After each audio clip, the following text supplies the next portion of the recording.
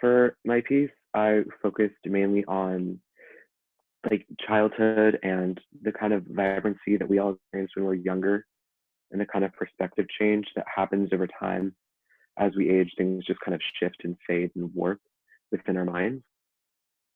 And I wanted to focus on why so many people experience this and why a lot of people are like, so many people are okay with it, kind of. Because for me, this is like something that I find very intriguing, but it's also something that I don't think has to be permanent. This kind of loss of, I guess, vibrancy within the world. So a lot of my research stemmed from researching like media, like children's media from when I was younger and growing up into, I guess, when my brother was growing up, so a little bit later, which kind of translated into a very, I guess, kind of Dr. Seuss-ish art style for this piece. Um, I mainly wanted to work with really bright, saturated colors because I wanted it to be very simple, just in terms of a color palette, which, at least for the bottom portion of the piece. And then I also figured interviewing people would be a good way to get the kind of, I guess, other portion of perspective aside from just things that influence views. So like I wanted to see how many people that were a part of like my age gap or age demographic, like how they felt and if they were kind of, if they had similar beliefs or if they had like different beliefs. And a lot of them seem to have the same kind of general feelings and understanding towards this effect and phenomena, which was definitely very interesting because I was intentionally looking forward to see if somebody was going to go against that and kind of, I don't know, felt like the world was still, I guess, vibrant. I don't know. And I'm sorry, I lost the train of thought. But I just kind of not, nobody really seemed to share that kind of view. And they just like, I really wanted to understand why. So, I mean, I still don't have a perfect answer, but I think I have an answer for me that at least kind of gets me to a point where I'm no longer worried about this question, which is like, I think it's a lot of people feel this way just because of a lot of pressures that they experience in society. So it tends to kind of just force your perspective and force like just your worldview changes as you get older. And it's harder sometimes to kind of move around and you just kind of become stiff and complacent in where you are. Um, oh, the placement of the piece, I needed a well-lit area, so I used my backyard. I didn't intend for any of the background to kind of show through. I wanted it to be more simple. So I originally wanted to like prop it up so I could shoot it from where you just get the sky as the background, but it did not work out very well. And with the nature of the piece being made of glass, it was too fragile to try, and I was a little worried that it would break on top of me. And then it did break. After I finished photographing it, I left it alone for 5 minutes and it fell backwards and shattered. Although I liked it this way, so I documented it anyway. I felt like it was a nice kind of closing to this piece. I started working on this piece before I even left for Oxbow, actually the very night before I left for Oxbow, because it used to be an old tabletop. So the stuff that is up at the top of the piece is some work I did with paint pens and oil paint. And that stuff was done before Oxbow, and the stuff towards the bottom was stuff done after. And so I liked that it kind of summarized how I felt at Oxbow with a kind of warping and changing over time in terms of just perspective. Because I'd gone to the summer camp at Oxbow, so my experiences were very different than a summer camp. And it just kind of like it allowed me to see the same place from a very, I guess, just weird perspective for me because it was so drastically different. And I liked how this piece just kind of, I don't know, it went away. It like, I don't know, it served its purpose. It was like a way for me to just kind of express how I was feeling while at Oxbow. Yeah, it was kind of inspired by a lot of Tim Burton pieces. I really liked that texture you get with claymation movies. So like stuff from Leica Studios is really cool to me. So I took some closer up images that were on my site of the back, and that's where they kind of show a little bit more because the glass tends to flatten a lot of stuff. But I wanted to keep, I don't know, I really like the intricate details because that is something that for me are kind of few and far between in terms of but memories and it's like places. the only thing that I seem to get any energy. Hmm?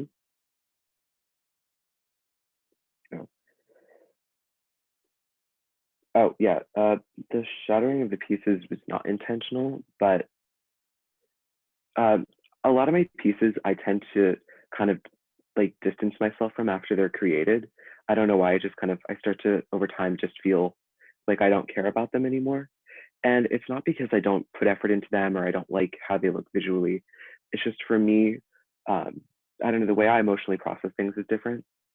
So I was a little bit unhappy with how it was going. And once it shattered, for some reason, I just felt like better.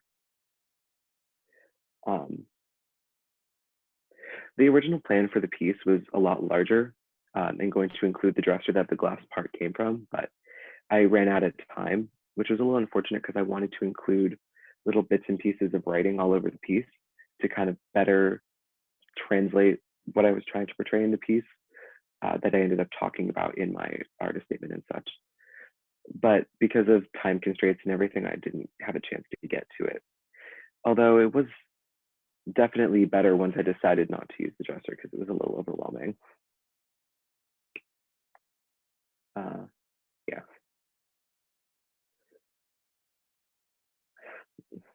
I don't know what to say.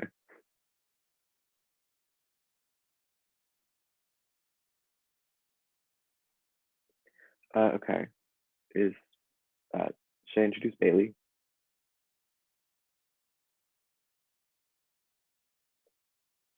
Oh, um, sorry. I just saw your question, Amalia. I mean, for me, a lot of my paintings tend to like the drive behind a lot of my pieces tends to be a lot darker than it comes across in my paintings. For me, I'm drawn to brighter colors, so they don't always translate the best, which is why for stuff that I really want to translate darker themes to, I try to incorporate writing. Um, and I mean, I didn't really get to that point, so I try to kind of it was a weird attempt, but towards the top, I tried to include more murky colors on some of the parts that were. I'm sorry, this is like backtracking, but the parts at the top are a bunch of different abstract faces because at the time I was dealing with like an identity crisis, so it was just kind of translating into that, and so I tried to kind of warp and mix a few colors in with the murky like orange and yellow over there to kind of I don't know portray a little bit of a more dark. I don't know. I didn't really know what I was doing because I haven't done a piece with where I tried to balance out like more lighter topics and subjects and darker subjects. So it was kind of a first for me. Um, yeah. Okay. Uh, Bailey, I guess. Hi guys.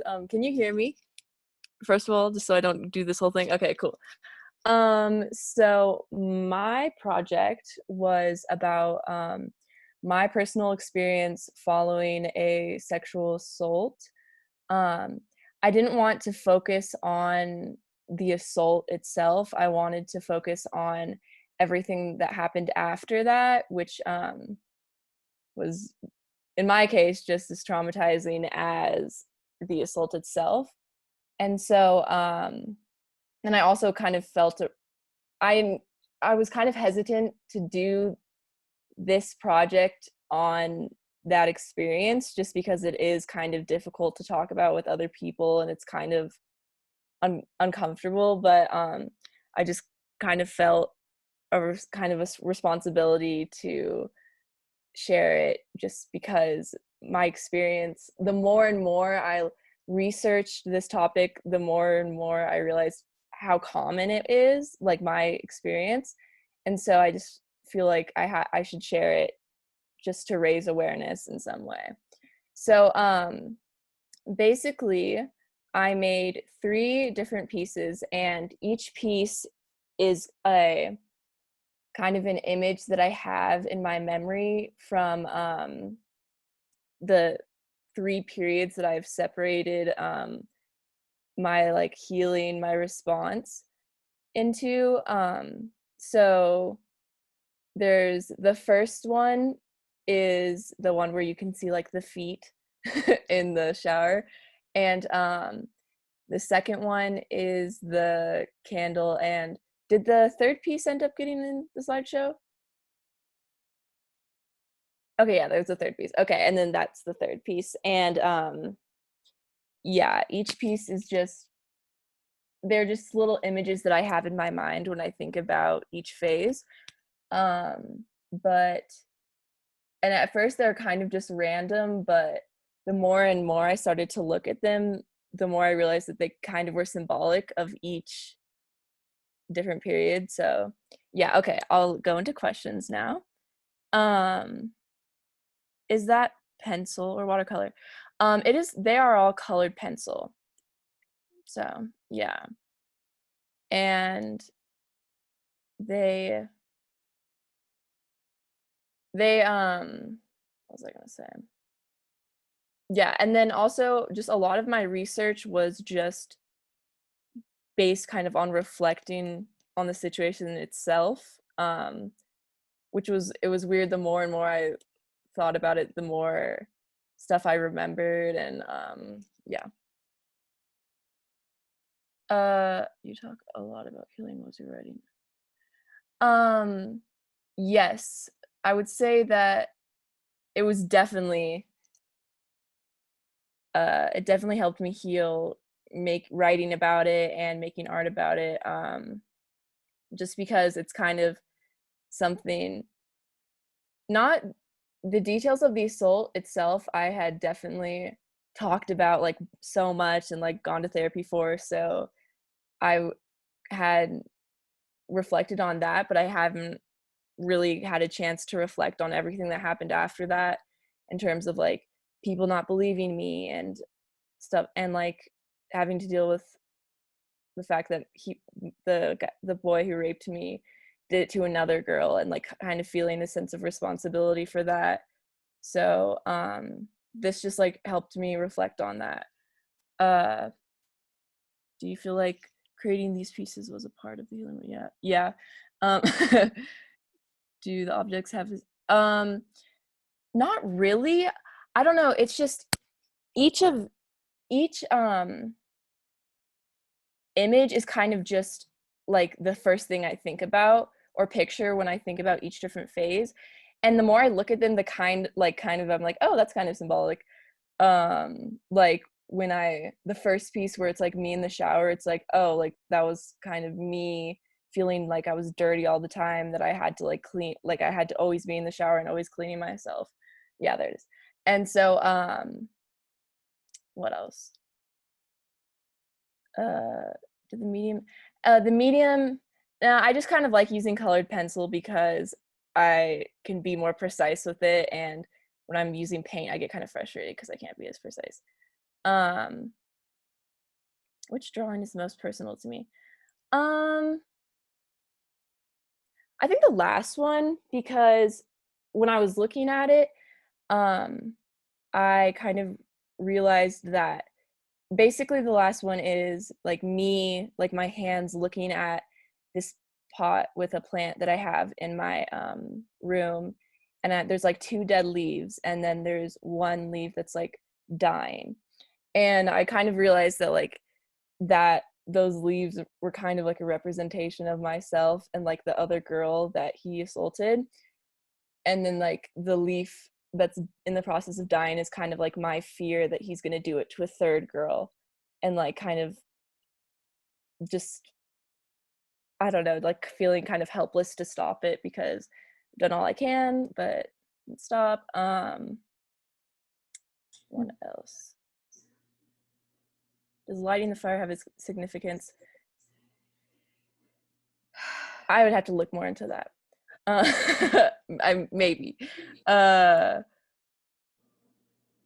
think during that time was just kind of a time when I was really lonely, and I didn't really have anyone besides like a couple friends, like Sekai.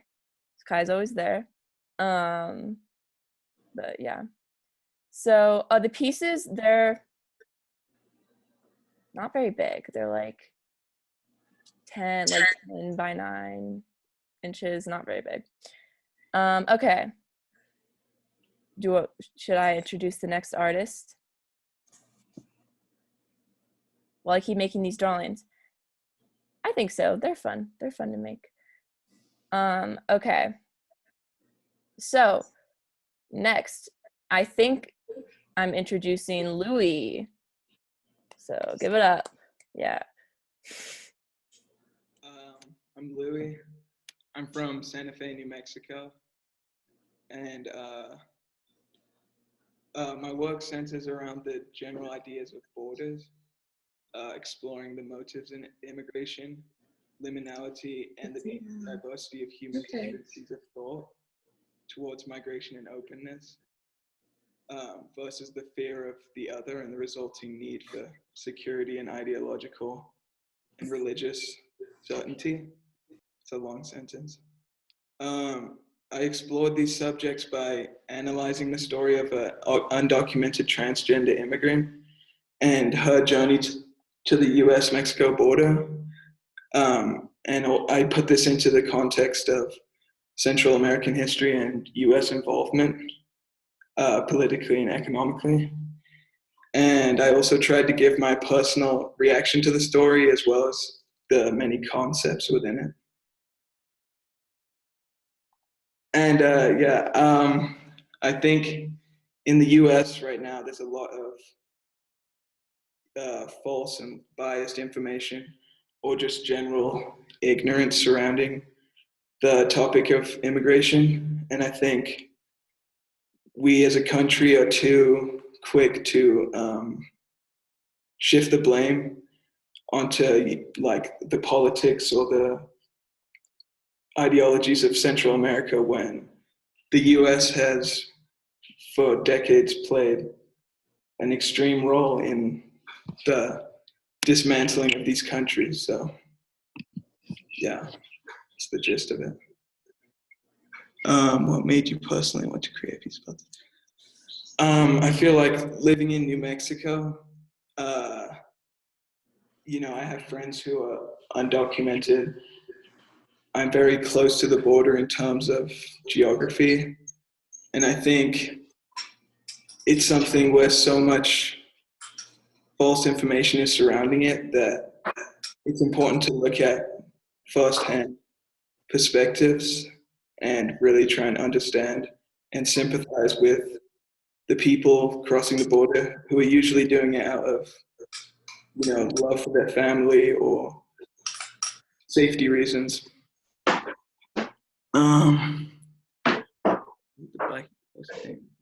Fake name, but you chose not to. Did you simply do that for privacy? Or was there a deeper meaning behind blacking out? So yeah, blacking out the migrant's name was that I had to do that for privacy reasons. But I think, I don't know, I feel like there is a deeper meaning within it, like the erasure of these people's cultures through the violence and corruption. And I don't know, just the fact that these people aren't really recognized. Why did you choose abstractions and translate your thinking in this way? I think, firstly, just because I'm not a very talented person, so I can't really do too much detail, but I think it also adds kind of an ambiguity to it and confusion, which is often the opinions surrounding it. Do the colors in the piece add to it? Not really. I kind of just went with colors I wanted to use.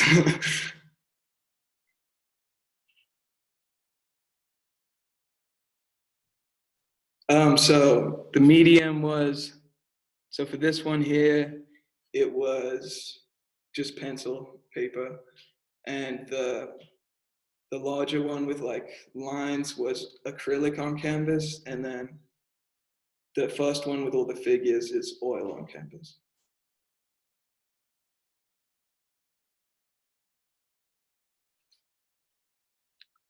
Did you face any challenges while making the work? I felt like writing about the topic was not really a big challenge for me, just because, I mean, it was, but just because I felt like I've been thinking about this topic for a while. But definitely the autistic approach was, yeah, challenging.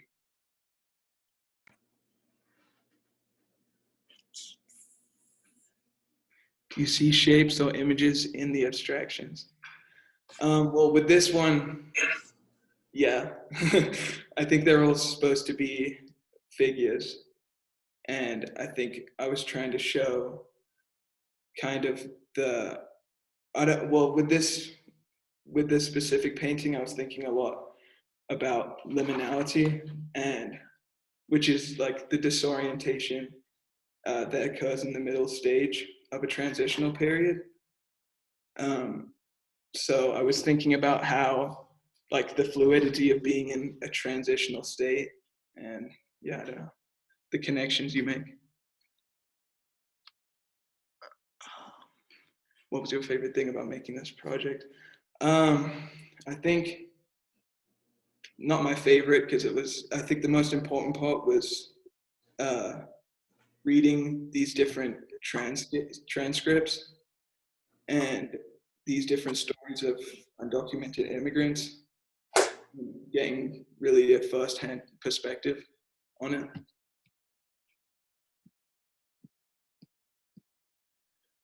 How did you achieve the texture in this piece?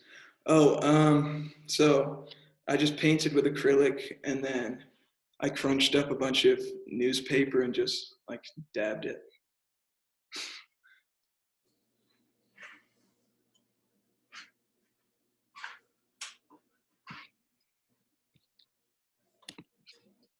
All right, so next person, Sekai. Hello, everyone. All right.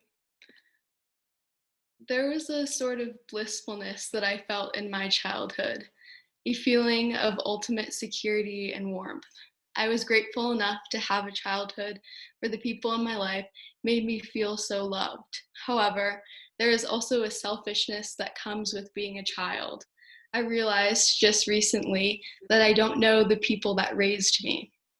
I have only thought of them as existing for as long as I have, but they had lived so long without me. With this realization, I now feel that I have lost time with the people I love most. My art reflects this feeling. It is a reconciliation of lost time. In the 2 rooms I have created, Mermaid Chop Shop and Where's My Appetite, I wanted to describe the essence of 2 people, Waniso and Jody. The artwork is a tribute to them. So this project is a dedication to my godmother and sister. I wanted to explore the idea of fear and how it describes who we are.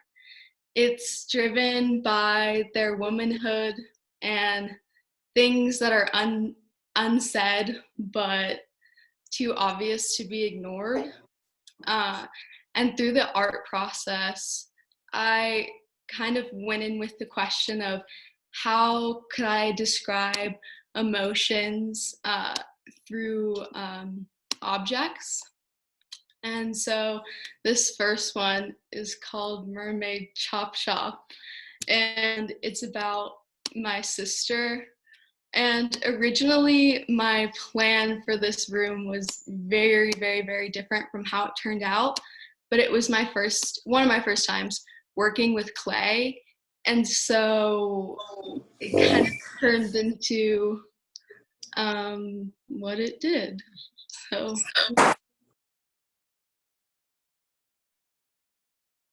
next slide.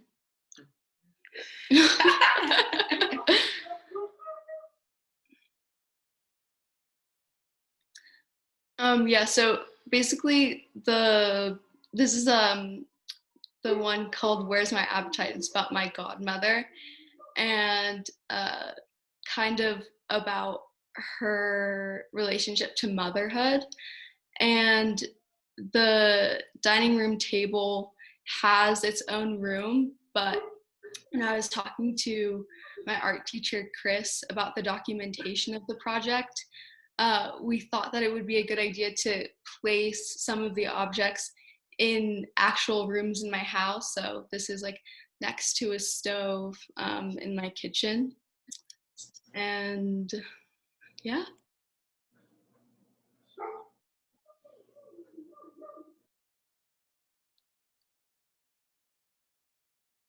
Why did you choose to use clay and make small models of actual objects?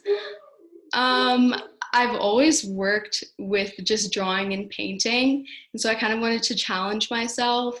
And I did a project right before this that was called My Puberty Monster that I made about myself, and I just really enjoyed just kind of like the satisfaction that comes with like making clay and having it come out into the form that you want it to be.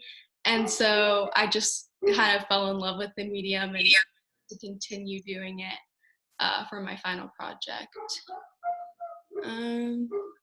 How big are the pieces? Tiny, very small. Like with the table, I feel like you can kind of see how small it is, but yeah, very, very, very small. I don't know the dimensions though. Okay, why did you choose? Can you talk about the meaning of some of the objects in the room? Okay, so basically, if we can go back, yeah. So the mermaid is about my sister, and when we were little kids, she convinced me that she was a mermaid, and she would leave little presents for me in the bathtub, and I would close my eyes and she'd put them in there, and I believed like for a year that she was a mermaid, and that if we ever got to the ocean, I would have to set her free. So that was kind of just like a little personal story that I put in there. And then like the floor breaking apart is kind of like supposed to represent this fear of perfection that she has, and kind of like because she always has to keep it together for everybody, the floor breaking was kind of about like things falling apart, like when she just can't handle having to have like the image of perfection anymore, and the fear of like what seeps through when her imperfections like show. Let's see, was this piece the original vision? Okay, no, this need like for both of the pieces, it wasn't the original vision that I had originally intended. It was just that, especially for the floor in this one, I never wanted it to actually break apart, but the night that I did it, it looked great, and then I woke up the next morning and it had just already cracked, and so I kind of had to just like work with that. And then for a lot of the just objects in the room, I had intended for them to be a lot more pristine and perfect, but just with the time that I had, I don't think I was able to do that. But I'm so happy with the way that it turned out. The chopped up body parts hold a meaning / significance. So the chopped up body parts weren't originally intended to be in when I was first thinking of my original ideas. But when I was making the body, I was like, should I just create like my sister? Should I create a monster? And then I kind of had the idea back again when she has these breakdowns and kind of like the imperfections that show through. The whole room became about like breaking down in some way. So I just wanted the body parts to be chopped up. Can you talk about your titles? Okay, so Mermaid Chop Chop. It's just because like, I guess my pieces more often than not are kind of like scary. And so my titles are supposed to kind of like bring a little humor into my pieces, just because they can be really dark sometimes.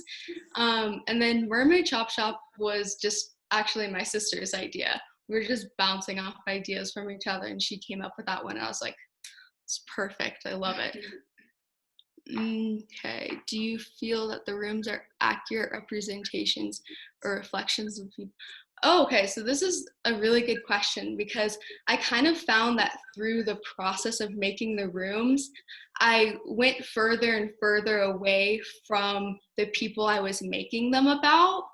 And so I remember one day I was halfway through Mermaid Chop Shop, and my sister came in while I was working. She was like, this isn't me. Like, this doesn't represent me. Like, which objects are me? And I was like, well, I just felt limited by kind of thinking about, oh, every object has to represent this person. And so I was starting to feel really frustrated and limited with that type of thought process, that I kind of went away from that in the end. So does it connect to an actual room in your life? Mermaid Chop Shop doesn't, but Where's My Appetite does. It was based off of my godmother's dining room, which is kind of like an essential room just in my life that, I mean, I've always remembered just from childhood. And now we have Sunday dinners every week, and so the dining room just holds like a lot of significance for my godmother and our entire family. So do you feel like they were represented in your writing? Yeah, I feel like in my final paper, the poems that I wrote for my sister and my godmother definitely accurately represented who they are, or at least like my perspectives of who they are, even if maybe the art pieces kind of went away from that.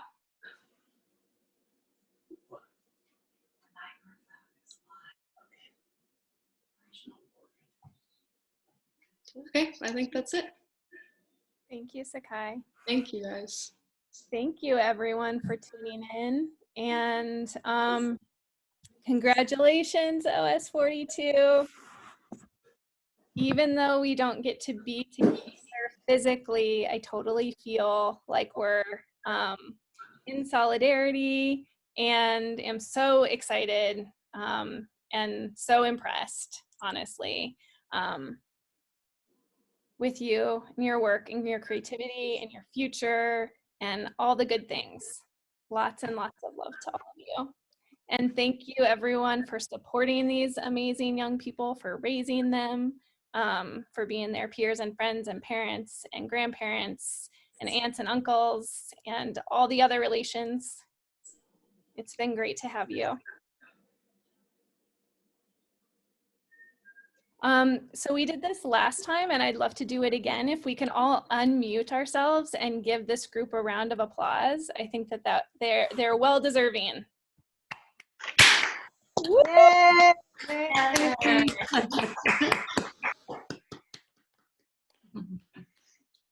Thank you so much.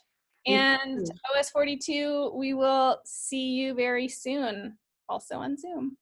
Do we have a Thank you. Congratulations, Bye. everyone. Thank you.